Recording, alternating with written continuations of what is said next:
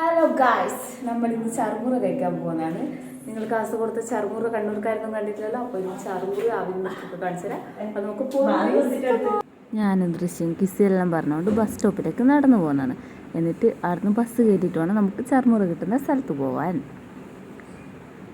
അങ്ങനെ ഇതാണ് റപ്പിച്ചാസിൻ്റെ ചറുമുറി അവിൽ ഷേക്കൊക്കെ കിട്ടുന്ന സ്ഥലം. നമ്മളിവിടെ എത്തി. നല്ല തിരക്കെല്ലാം ഉണ്ട്. ഇന്ന് അത്യാവശ്യം ഹോസ്പിറ്റലിൽ വർക്ക് ചെയ്യുന്ന ഏട്ടനെ അവിടെ വെച്ചിട്ട് കണ്ടതാണ്. ഇവിടുന്ന് ടോക്കൺ എടുത്തിട്ട് വേണം ഫുഡിന് കാത്തുനിൽക്കാൻ. ടോക്കൺ കിട്ടി നമ്മൾ ഫുഡിന് വെയിറ്റ് ചെയ്യാണ് ഗായ്സ്. അങ്ങനെ നമ്മുടെ ഫുഡ് ഇവിടെ വന്ന് കഴിഞ്ഞു. ഉച്ചയ്ക്ക് ചറുമുറയും എനിക്ക് അഭിഷേക്കും മറ്റൊക്കെ ഒന്നും വേണ്ട പറഞ്ഞു.